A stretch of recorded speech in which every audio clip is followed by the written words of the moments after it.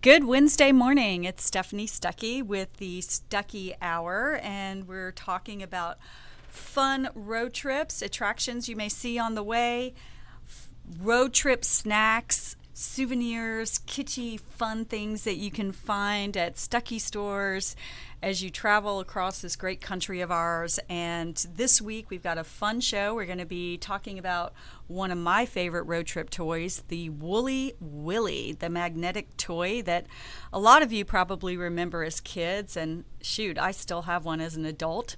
We're going to be talking about moon pie, and who can talk about moon pie without talking about RC Cola? And then one of my favorite all-time attractions in Florida, Weeki Wachee. So with that, I'm going to kick it off by introducing our guest, who is a good friend of mine, and she's my longtime road trip companion, Holly Aguirre. Holly, are you on? Good morning. I am here.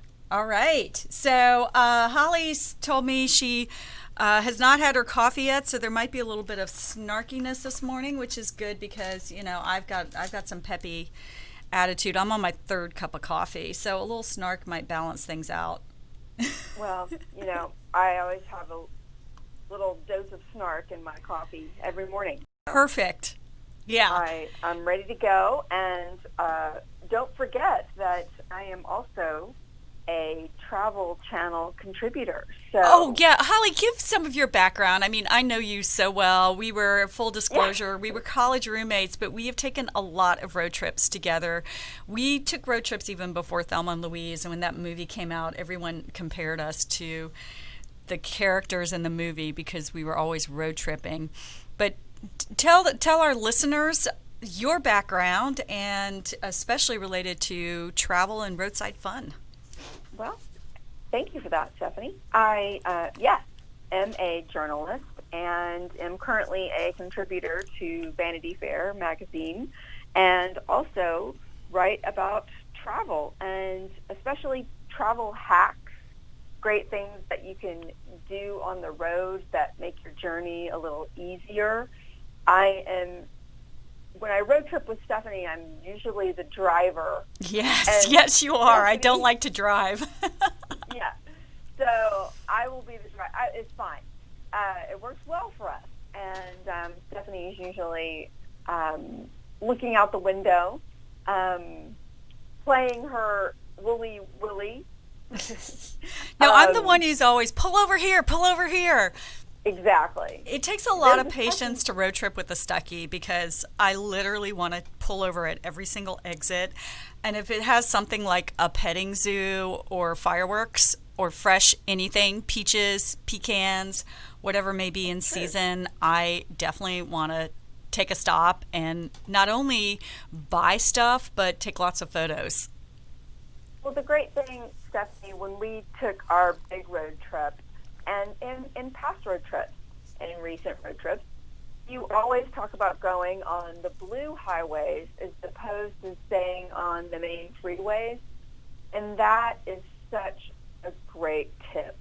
Yes. To tell America to get off the big major freeways when you take the blue highways, and Stephanie explained why they're called blue highways. Oh my gosh, I'm trying to remember. Isn't it because those early maps, the back roads were blue? And I know there was also the William Least Heat Moon book.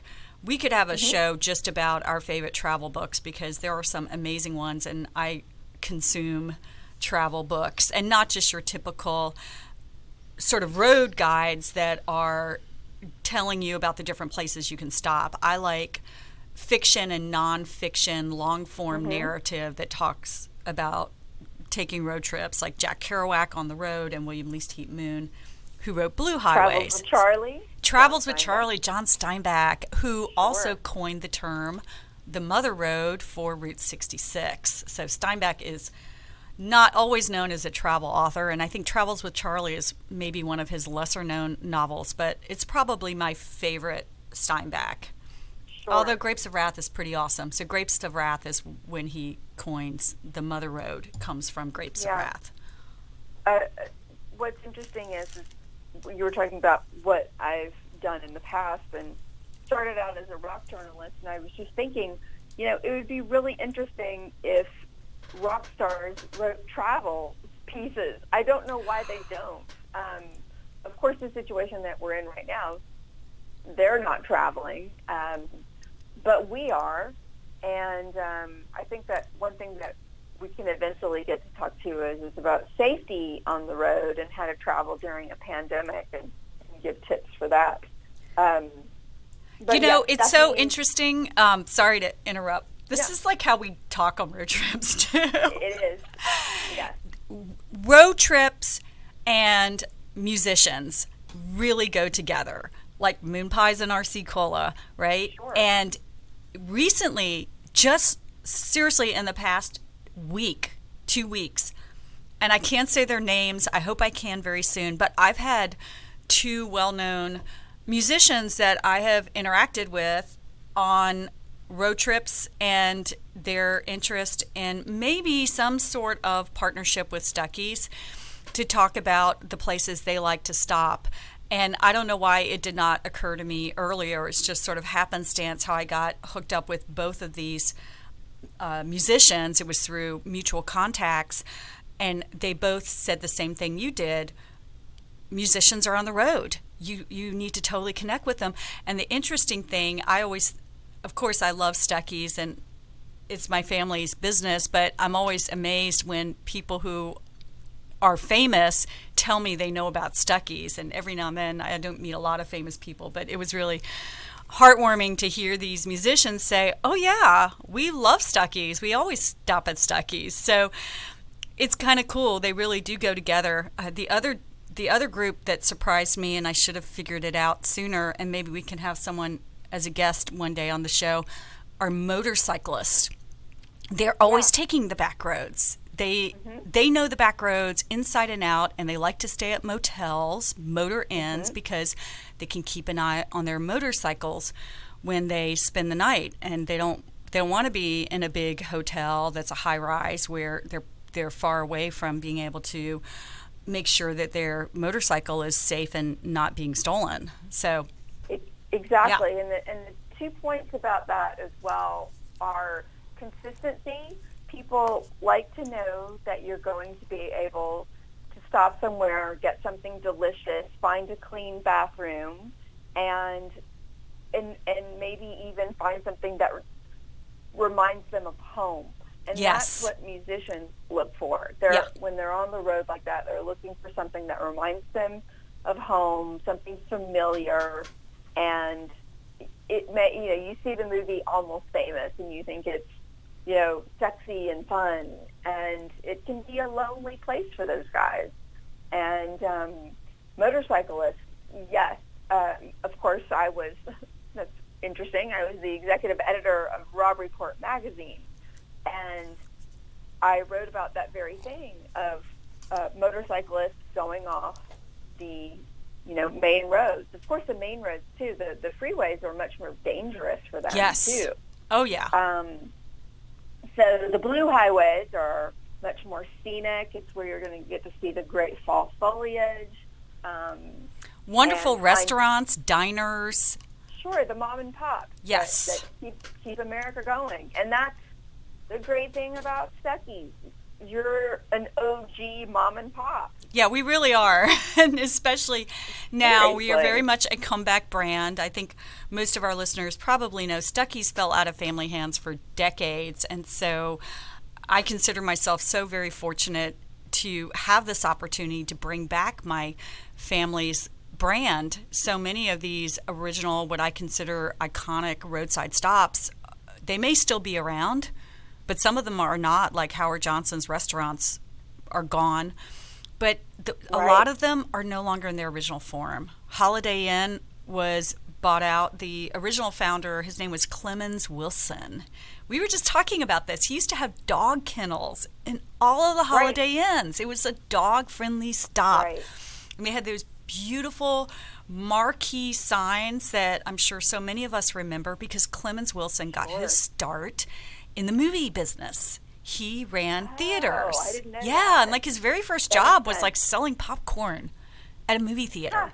And he had a particularly bad road trip experience with his wife, and I think he had 4 kids. It may have been 5. He had kids, and they were all young, and they pulled over at a roadside motel, and back then it was all motels. Nothing was luxury Right. on the roads. And it was a terrible experience. The rooms were ugly, and there was no ice. He was really upset that there was no ice, and so he came back from that vacation and he told his wife, I'm going to build a hotel, and not just a hotel, I'm going to build a hotel chain. And she kind of laughed at him and it's like, yeah, right. And sure enough, he did. And he started the ice. So now that's a mainstay. Every hotel has ice machines, and he built that chain from nothing. And those signs were iconic. And then fast forward, Holiday Inn got bought out by IHG, which is a Atlanta-based company. So I don't want to totally diss our hometown. We're in Atlanta. We're taping this in Atlanta. But IHG rebranded. I do not like the new signs, and they did away with the old signs. No, they're completely gone. That is something that I don't understand why companies don't tap into the nostalgia factor and that kitsch. And that's one thing. That's the great thing about Stuckey's. And we as a kid, I would road trip with my family, of course, and we would go to Holiday Inn and Stuckey's. And yes, the best. And Hojo's. I mean, how many Howard Johnsons did you pull over and you had to drink that Hojo Cola, which I never liked. They didn't have Coca-Colas. They didn't have Pepsi. You had to drink the Hojo Cola, and I hated it. And now I miss it. You're making that up. I've never heard of Hojo Cola. Yeah, cola. Hojo Cola. You could not drink any soda at Howard Johnson's except the Hojo Cola. And, of course, you had to order the fried clams and the orange sherbet. And it's gone. It's gone. You cannot get that anymore. It breaks my heart. There is a Howard Johnson's hotel chain still, and that's owned by Wyndham. It's a big corporation. Right. Sure. Wait, does the Hojo Cola, did it come out of the fountain? Yes. Yeah. It was old school. I vaguely remember that, but I remember getting hot chocolate there. Oh, yeah. That's what I remember. And remember the weather vane? It was the best. It was. Oh, I don't. I don't remember. It was Simple Simon and the Pie Man. Really? Yes. Wow. Okay. We need to do a road trip trivia contest, and I think already I'm winning. I'm just saying I'm winning. Oh, we got 1 minute till break. I'm getting like the warning sign, and we haven't even talked about Wooly Willy. So we got to be ready to talk about our prepared topics. And I will talk about magnets are great road trip souvenirs. Yes. Okay. So Wooly Willy does have magnets as a critical component. In fact, it started in a magnet factory. Well, a toy factory that specialized in magnets. So with that teaser, we're going to go to a break, and we'll be right back. If your health insurance premium is more than your mortgage, Ellen Deal with Ideal Solutions is here to help. Whether you're a small business owner, individual family, or baby boomer, email maga45cag@gmail.com and I'll respond with 3 easy questions to help you determine if you can get away from Obamacare. As a 20-year veteran of the insurance industry, I'm here to help with all your insurance needs. Email Ellen Deal at maga45cag@gmail.com.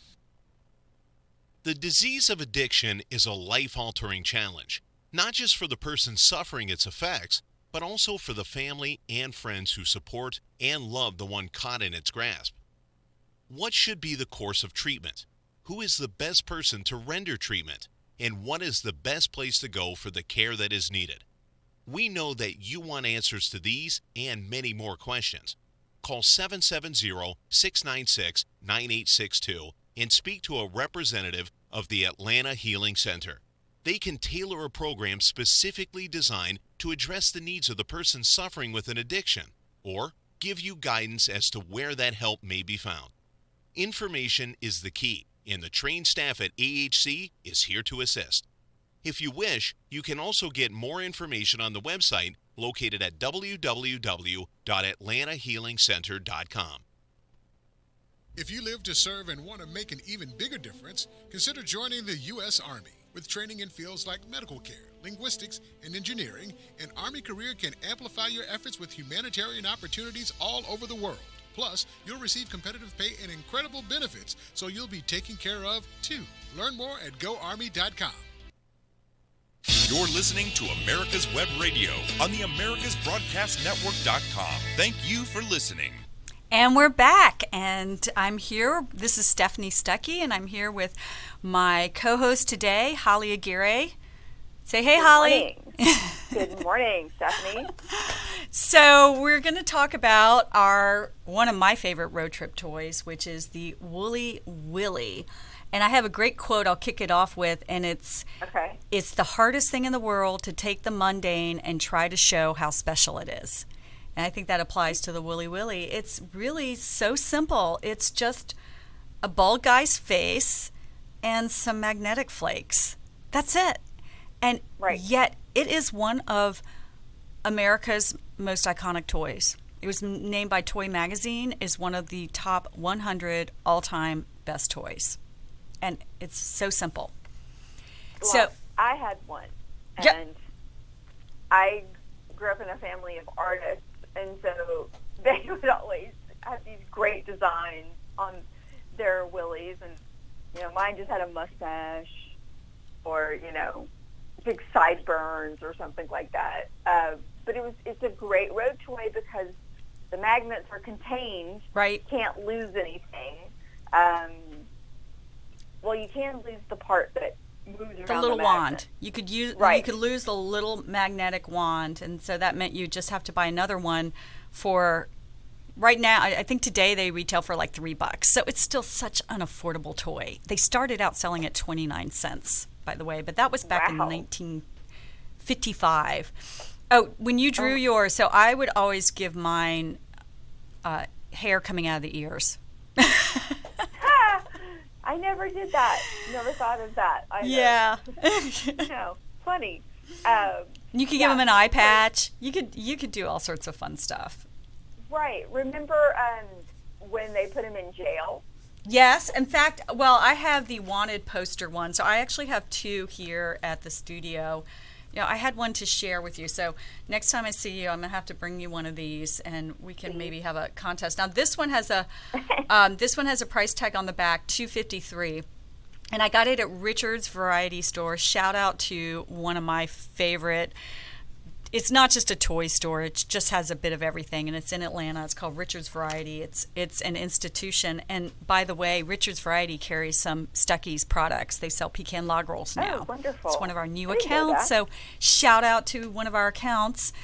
So the origins of Woolly Willy, 1955 in Smethport, Pennsylvania, which is only 1.7 square miles, but this little tiny town packs a wallop of history. Not only is it the home of the Woolly Willy, but it is the home of the first dedicated Christmas store in America. Really? Yeah, I don't know if that's really something I would have as a claim to fame. Are you a fan of those Christmas stores? Year-round, you can... No. Yeah, I know. I'm sorry, Smethport, Pennsylvania. I really don't like those. No, I don't know. It's kind of weird. They're kind of weird, aren't they? Yeah, but it's the kind of place that my grandmother loved.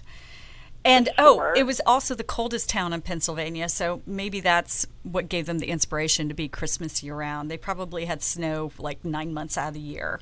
An interesting invention at Smethport, not only Woolly Willy, but the first automated bowling pin setter came from Smethport. Now that I can get on board with. Right? I love that. Like, some of these little towns that you would otherwise miss, hey, it is home to the first automated bowling pin setter, and I really hope there's a historical marker noting that, because that's really cool. In the shape of a bowling pin. In the shape of a bowling pin. Yeah, they should have a souvenir shop, and they should have the first bowling center. I'm just saying. There is something to be said for the old school setters, the guys running around back there. Yeah. That's pretty cool. Do you remember that? Well, I'm seeing it was in a movie. It was in some movie, and they did, of course, an aerial shot of the guys running around. Oh, you know what it was? It was with Sean Penn and Elizabeth McGovern. Yes. Yes. It was Racing the Moon. Racing the Moon. Oh my gosh! And we're talking about moon pies, so it's all coming together. There you go. That was. And he was the bowling pin setter. Yes. Oh, that was a great movie. Okay, so Wow. I digress. Yeah. Let's go back to Wooly Willy. So its inventor was a man named James Reese Herzog and his brother Don. And their dad ran a toy store and a toy company, Smethport Specialty Company. And this is an aside, but James Herzog has a fine head of hair. The guy is not bald. It would be kind of fun if he was bald, but no, big thick head of hair. So his dad. Are you sure it wasn't a toupee? Or it was a magnetic toupee. It could have been. Yes. So the specialty store, made magnet sets as toys. So all those magnetic toys that kids have. So his dad did mostly those flat horseshoe-shaped magnets that are red and silver. So that's what his dad's company made, and he was working in the factory, and he was flattening the magnets across a grinder, and he was looking at the magnetic dust just piling up. And he started playing with it with one of the magnets. And that's where he got the idea of using a little wand to create a variety of beards, mustaches, and hairstyles. I love it. Right? It's the first upcycles, because they probably just threw all that stuff away in the past. Yeah, it's a sustainable toy too. It's got an environmental message. Reusing. Okay, I have a great tiny magnet story. Do you want to hear it? Yes. Okay, so when I was little, my first trip that I really remember, it was not on the road, it was in a plane. My very first plane trip that I remember, and of course my father was a pilot, and so I distinctly remember we're flying across country, going to Los Angeles to visit my dad's family, Atlanta to Los Angeles. So my grandmother gave me, it came in a little box, little magnets. Do you remember that? The little tiny square magnets? And yes. Mm-hmm. You could mold them and make them into different little shapes. Yes. Little designs. Yes. So my grandmother gave me that right before the trip to keep me occupied on the plane. I think I was 4 or 5. So here I am with my little magnet, and the plane was oversold or something, and since my dad was a pilot, they let him ride in the cockpit. This is like really old school travel days. So my mother falls asleep for a few minutes, and then she turns and looks at me and she says, "Where are your magnets?" I ate them. I ate all of them. Oh gosh. That's why the Wooly Willy says ages 3 and up, but it sounds like you were over 3. Yeah, that's not good. No, I ate them. They're chewy. So I think that accounts for my magnetic personality. Oh. Okay, so all right, back to Wooly Willy. All right, I'm trying to tell a story here. You couldn't eat him. I should meet what? No, you couldn't eat him. You couldn't eat him. No, because there was this technology that they used to seal the magnetic flakes on the board, on the picture. So they went to a local artist, and he drew the Wooly Willy, and then just so people, I guess some people are not as creative as we are, and your family is, there are little thumbnail sketches along the side of some ideas. So if you're lacking in some creative design concepts, they have some helpful suggestions. So the original artist came up with this design, and then he signed his name on the back. So I wish I checked. The one that I have says the original Wooly Willy, but I do not see the artist's signature. So it's kind of sad that over the years they have done away with the artist's signature, because the Wooly Willy is still the same. his basic image has not changed. So they should have kept the signature. And so I think I'm going to reach out to the manufacturer and let them know that. So the Willy Willy that they put in jail, yeah, that disturbed me as a little kid. Yeah, that's kind of creepy.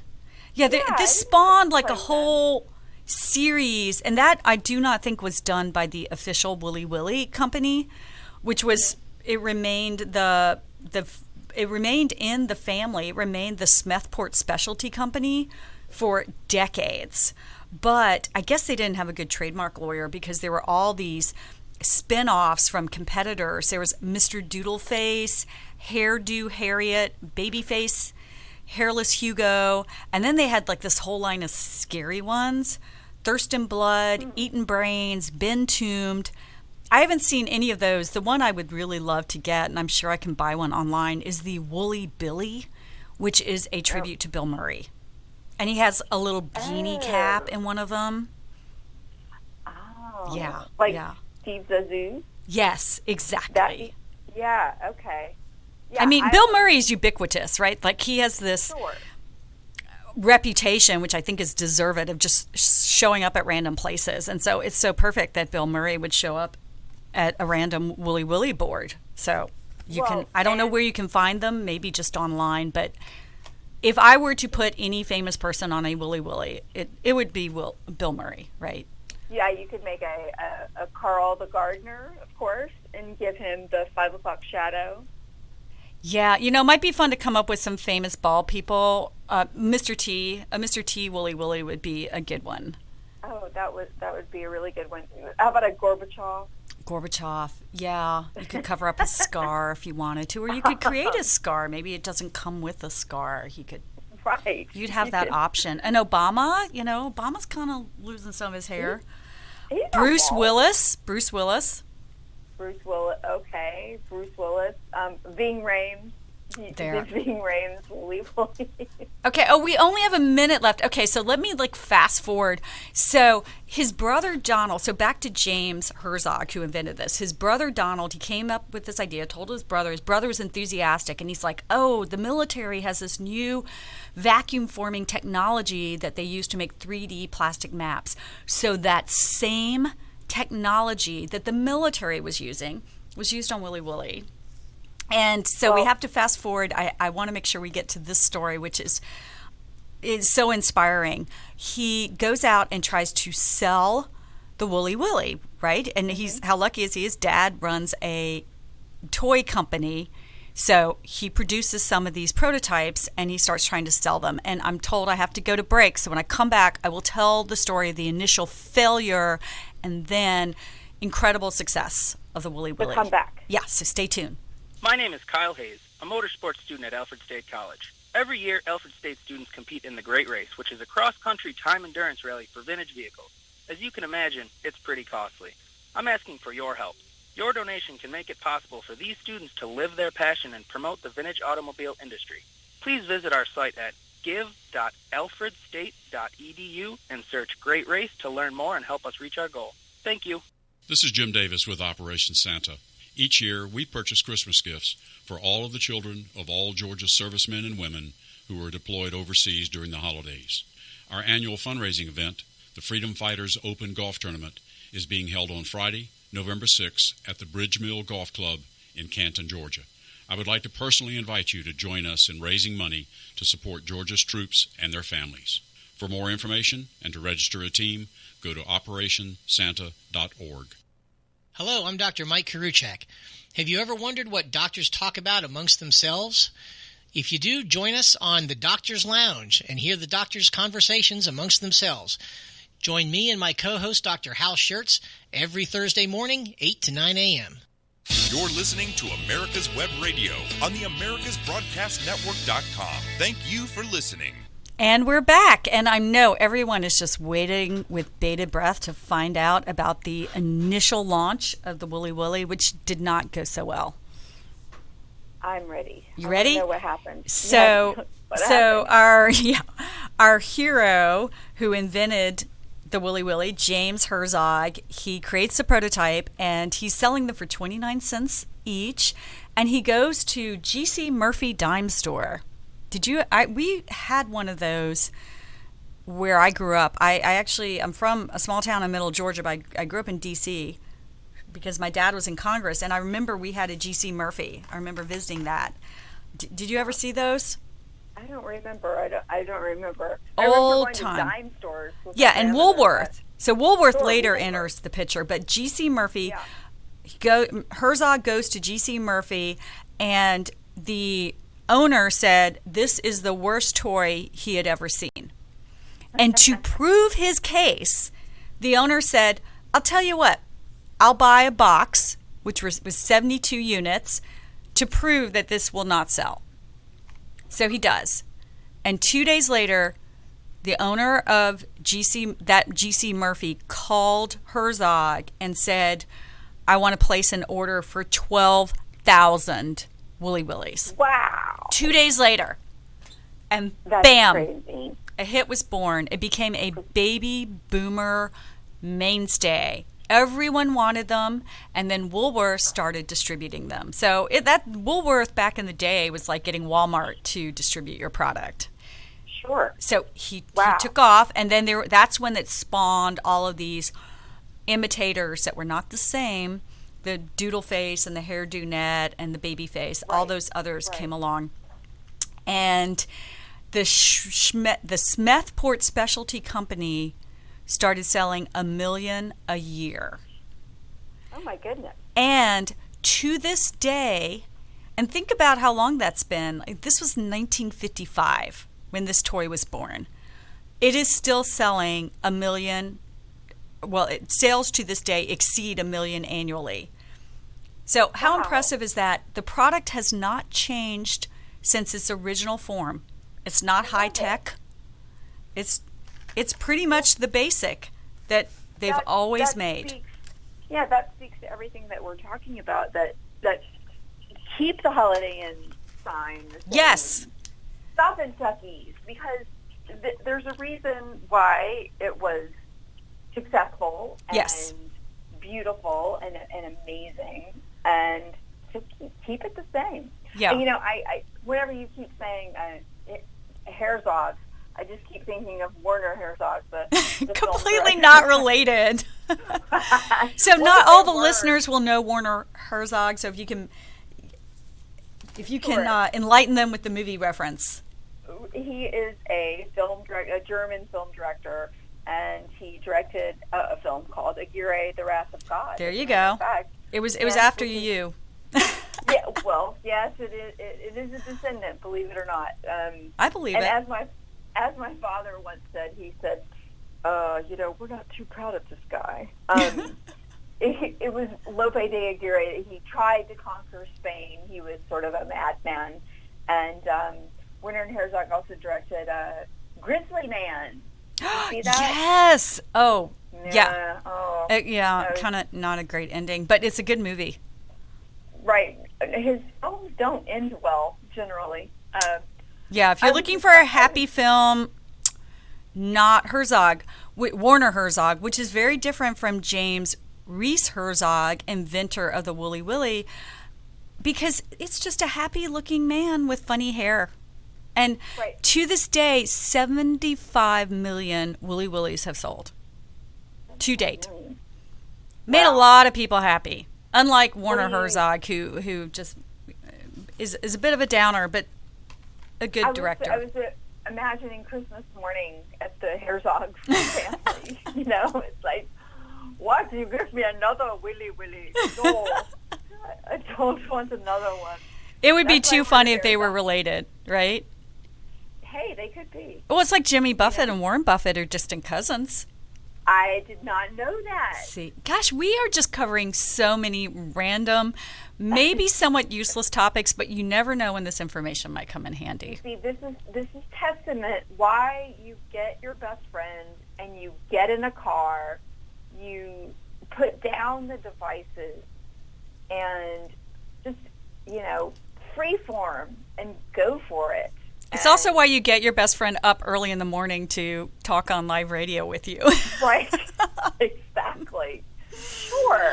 I know. And you keep trying to steer me back. Yes. Yeah, wait, no. Stay on topic, Holly.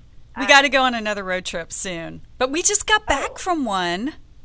We did. In July. It was a little mini one. It was a mini road trip. A big, grand one again. But that's the great thing about road trips. The other day, Sure. I had just a free day. I was down visiting my parents on the Georgia coast. And I realized I'd never road tripped in their area. And I went on a road trip guide. I have a lot of road trip guides that I use. One of my favorites, I'll give a shout out, and I'm not even paid to sponsor them. So this is authentic. Roadside America. And they have an app. And you can plug in wherever you are, and they will tell you within a certain radius, and you can plug in which areas you want to look in. They'll say what fun roadside attractions are near you. And turns out Brunswick, Georgia, where I was staying on Sea Island, Georgia, so right there. Brunswick, Georgia has a couple of terrific roadside attractions. My favorite was the original Brunswick stew pot. So Brunswick stew, according to people from Brunswick, Georgia, was invented in Brunswick, Georgia.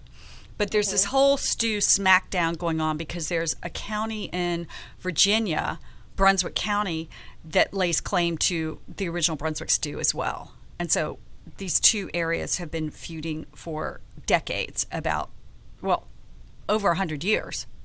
Who really started? And the feud is fought with spoons. With spoons. Yes. I'd love to see like an actual like slinging stew at each other with spoons battle. That would be so much fun. But even in Brunswick, Georgia, there's a little stew between the best stew pot, or which was the original stew pot. So there are two original Brunswick stew pots in Brunswick, Georgia. Wait. Now say that again. Yeah. So there are You're two. using the word stew as a verb and right? a noun. It's just too much first thing in the morning. So the pot in which the first Brunswick stew was purportedly made, there are two pots claiming that title. And one is in a park right on the port of Brunswick and there's just this little display, and it says the original Brunswick stew pot. And then the other, you go to a rest stop. It's just one of the rest stops operated by the Georgia Department of Transportation, and you pull over, and it was a high school Eagle Scout project. This high school student did this Brunswick stew pot display, and it also has a very nice looking marker, and it was his Eagle Scout project. And so there are two pots that claim to be the first. One has a date on it and the other doesn't. Interesting. Yeah, because the other, and so the Eagle Scout project, the one that's at the rest stop, does not have a date. And that could have just settled the controversy right there. You could have just put the date down. But that is so worth pulling over. And when I went to this rest stop, I was asking around. The rest stop was packed. I said, "Where's the stew pot?" And everyone just looks at me like I'm crazy. And then I find it, and I'm getting people to take my photo. And I'm like, "Hey, do y'all realize this is the original Brunswick stew pot?" And nobody was interested. I was crushed. Like, who wouldn't be interested in the original Brunswick stew pot? I think that happens often to the two of us. Yeah. But I love pulling over for stuff like that. Sure. Well, and it makes for the best stories, and ultimately, when you or I are at a cocktail party, we're the most interesting people in the room. That's right. Because we can pull out our great Brunswick pot stew story. And we've slept in a teepee. We did sleep in a teepee. Mm-hmm. We slept in a teepee. We slept. Okay, I have to digress for one moment. One of our great road trip memories: national parks, of course. Oh yeah, gentlemen, love national parks. Yes, I've written extensively actually about national parks, and they are our nation's treasure. Nobody in the world has a national park system like we do. I mean, well, absolutely. You could argue the Galapagos is. It's not the same. You can't get in the car and just drive there. It's just so perfect for road trips. National parks are amazing. Do not drive to the Galapagos. No, don't. Not recommended. Yeah. but we stopped at Yosemite, which was an amazing 2 days, if you'll remember. I do. And then we went on to Sequoia, and I'll never forget. We're in our cabin, our little tent that we're sleeping in, and I hear this crinkling sound. And it's crinkle, crinkle, and the crinkle sound gets louder and louder. And I said, Stephanie, did you throw away your bear claw wrapper into our trash can? And you said, oh, I think maybe. You were half asleep, and so we slept with a critter that night. We don't know what kind. I think it was a raccoon, but anyone who's ever woken up in the middle of the night in a tent hearing some sort of creature, what's so terrifying is the shadows, because it could be just a raccoon, but the shadow makes it look like a bear, and we were definitely in bear country. So here's my traveler tip for the day. If you're sleeping in a tent in a national park, and they let you rent tents, which was great because it's pretty much all set up for you, but you still get to rough it a little bit. Don't put your food wrappers in your tent. No. Do not. Yeah. Do not. Someone needs to tell you that. It should be common knowledge. Like, that's why they hang them up on trees. That's why your trash is hung up on a tree. Yeah, I learned that lesson. Feed the bears. Yeah. Well, speaking of wrappers, we need to segue to our next topic, which is moon pies. And okay, you have to make a moon pun or two. We're over the moon for these treats, right? Oh, my heart is full for these moons. Okay. Mooning over these. So, it is the original marshmallow sandwich, and I'm hoping most people listening have heard of a moon pie. If you have not, just drop everything you're doing right now and go buy one. And if you're in the South, it's pretty much in every convenience store. Moon pie stew. No. Somebody's fighting over.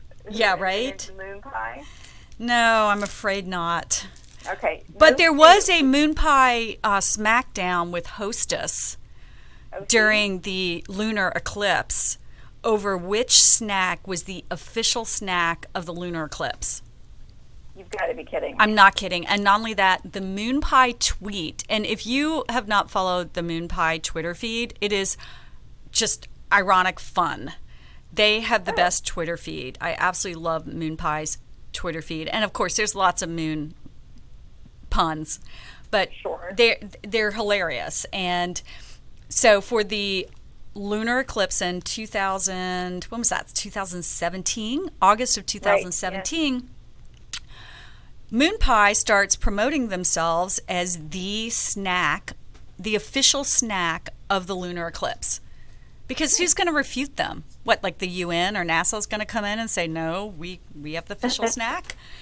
So, half a minute till break. So, all right, hang on. When we come back from break, I will tell the story of the smackdown between Moon Pie and Hostess Cakes over the lunar eclipse.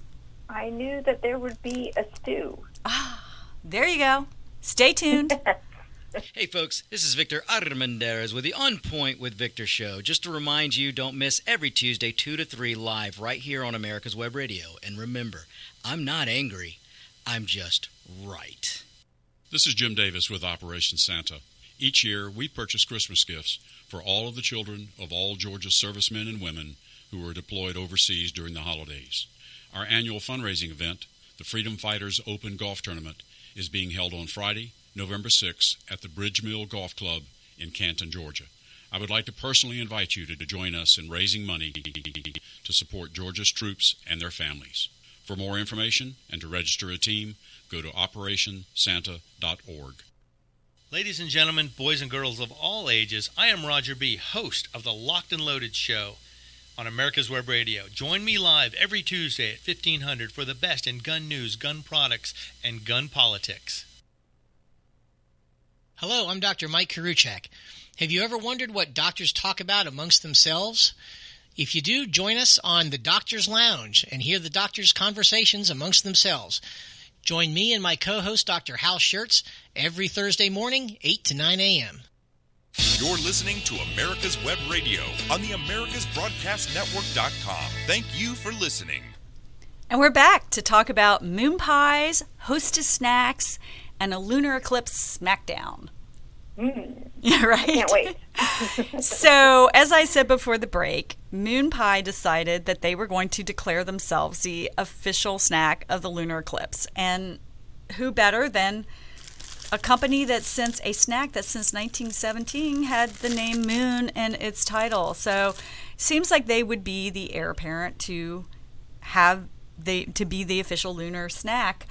And so they're tweeting out and putting out on social media that they are the official snack. And then one day, Hostess Snacks puts a tweet out with a photo of their cupcake, the traditional classic vanilla cupcake and the chocolate frosting. Right. And it's got that little swirly on the top. Okay, so they have a picture of that cupcake blocking the sun. So it looks like the cupcake is the moon, right?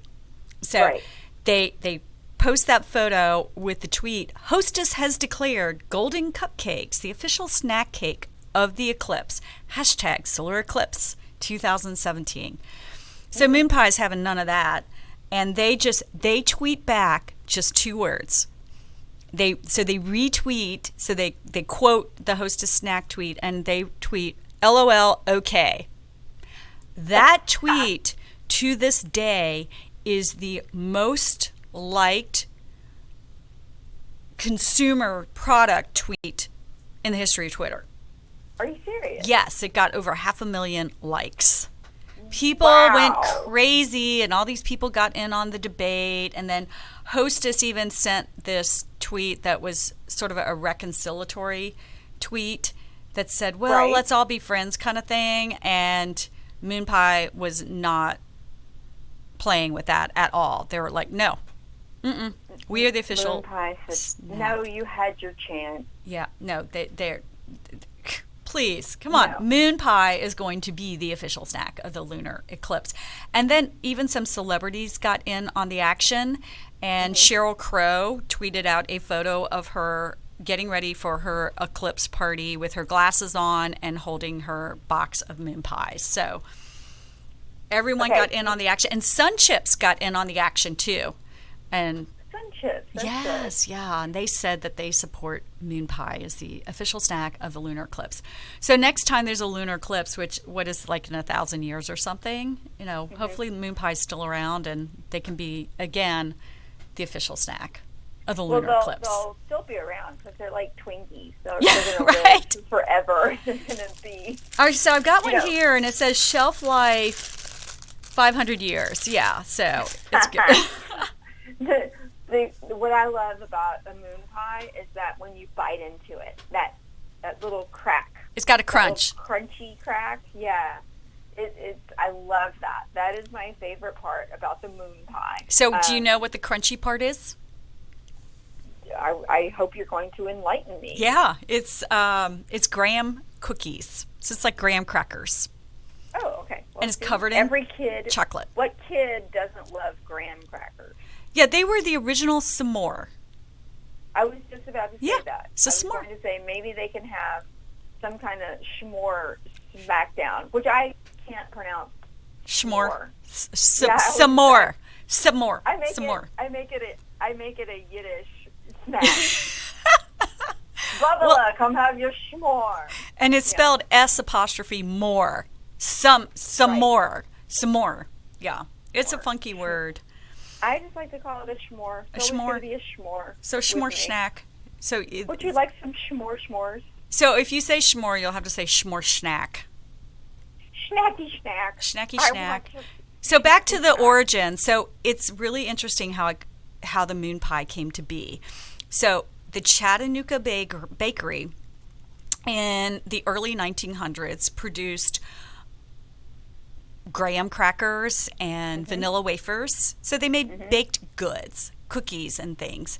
And they had a traveling salesman, and this was many moons ago, and his name was Earl Mitchell. he was visiting the Appalachian region of Kentucky in 1917, and he went to this country store. So they sold their products out of country stores. So he went to this country. Maybe he was there to buy some moonshine. Ah, exactly. Oh, I'm sure they sold some moonshine in the back of some of those stores back in the day. So, and probably still, right? I bet if we go to some of these places, we can ask for moonshine and wink, and maybe we'll get some. I love. Okay, that's got to be on our. That would be fun. That on the list. Yeah, and I don't want like that moonshine that's now produced by liquor stores and it says moonshine. It's all official. No, I want moonshine with the still in the backyard. And the mason jar. Mason jar and dubious and origins. Teeth floating in it. Health regulations be damned. So anyway, so back to the Earl Mitchell. Yes. He goes, and so I love how so many of these stories start with rejection, right? So Wooly Willie was initially rejected. So Earl had a bad sales day, and this country store said, "We're not going to sell your cookies. We're not interested in that. Nobody's going to buy those." So he's all dejected, and he's walking outside, and he sees all of these miners, because this is coal mining country, and they're off from their shift. It's at the end of the day. It's actually in the evening, and he looks over at them, and they're eating snacks, and he told them about his experience, and he said, "Look at what I'm selling. Would you buy any of this?" And apparently, according to the legend, one of the miners said, I wish I could do a good enough accent, even though I'm from the South. "We don't want none of those things you're selling there. We want," and then the miner held his hand up to the moon because it was the evening, and he said, "Something as big as the moon." And so that's how the name originated. So Earl goes back to the bakery and said, "You need to give me a big as the moon treat for these miners." So the bakery, some of the workers on the production line, what they would make for their own snacks is they had marshmallows in the bakery that they used as an ingredient in some of their products. And so some of the line workers put marshmallows on the windowsills during their shift, and they let the marshmallows get soft. And then they would take 2 graham crackers and put them between them and smush them, and it was their snack while they were working. So the bakery, their snacky snack. So the bakery picked up on that, and they said, "Okay, we're going to use that as our starting point, but these miners want a really big snack," so they made it big. And I have to say, it's big, but it's not super big. I wonder if the original moon pie was a little bigger. And so then they called it moon pie after those original miners. Okay, how many calories in a moon pie? Oh gosh, do we want to know? Yeah, I do. It says 5,000. Just kidding. All right, so I love that it says 100 per serving, but guess how many servings per package? I'm gonna say 4 or 5. 3. So, 3. Okay, that's not so bad. I love moon pie, and I actually know some of the moon pie folks. I've gotten to know them now that I'm with Stuckey's. I've gotten to know them at trade shows, and they're great people. But who slices a moon pie in 3 pieces? I mean, would you do it like a peace sign, like little thirds? Who eats a moon pie in 3 pieces? If anyone listening to the show eats a moon pie in 3 pieces so you can have that 100-calorie snack, I want to know. Reach out. Well, you could do it. You could do it that way. You could do it in bites. You pass it around the car. Yeah. Just 3 people get 1 bite. Yeah, well, gosh, that's a big bite. But yeah, 300 calories per moon pie. Yeah, post-COVID, we're dating the show now for people who might listen to it later, but do not do this while during a pandemic. Do not share your moon pie. No sharing. Do not share. Do not share. Your moon. Oh. So, all right, so they create the moon pie, and so Earl goes back to this mining community, and the miners loved it. It would fill up their lunch pails, and it would fill them up, and it only cost a nickel. And sales took off like a rocket. Boom, boom. So by 1929, they're making hundreds of moon pies a day.